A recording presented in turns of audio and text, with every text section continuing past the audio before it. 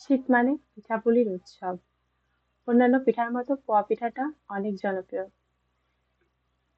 অনেকেরই পোয়া পিঠাটা ফুলে না, নরম হয় না। আজ আমি আপনাদেরকে দেখাবো কিভাবে পিঠাটা তৈরি করলে নরম হবে এবং ফুলবে। প্রথমে আমি 1.5 কাপ পরিমাণে চালের গুঁড়া নিয়েছি। তারপরে নিয়েছি 1 কাপ আটা। আটাটা দিলে পিঠাটা অনেক বেশি নরম হয়।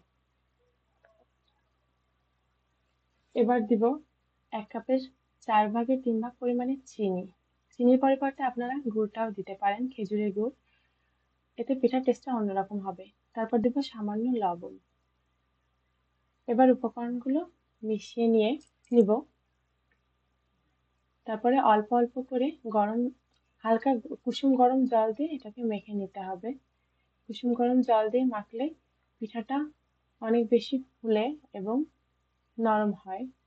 একটু বেশি সময় ধরে আটাটাকে মেখে নিতে হবে, তাহলে পিঠাটা অনেক বেশি ফুলবে। এইভাবে হাত দিয়ে ঘুরিয়ে ঘুরিয়ে, হ্যাঁ, এভাবে মেখে নিতে হবে। দেখুন, এভাবে মাখলে পিঠাটা অনেক বেশি ফুলবে। আমার মাখাটা হয়ে এসেছে।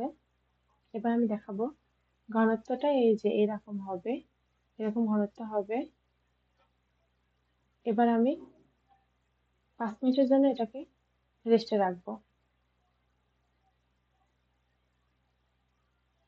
5 মিনিট পরে দেখুন ঘনত্বটা এইরকম আসছে।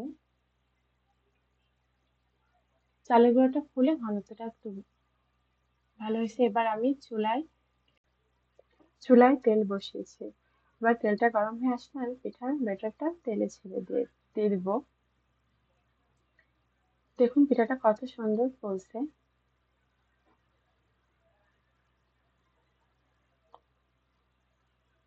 এক সাইড ভাজা হয়ে গেলে অন্য সাইড আপনারা সুন্দর করে উল্টিয়ে ভেজে নেবেন। এভাবে উল্টিয়ে পাল্টিয়ে পিঠাটাকে আমি কিছু সময় ভেজে নেব।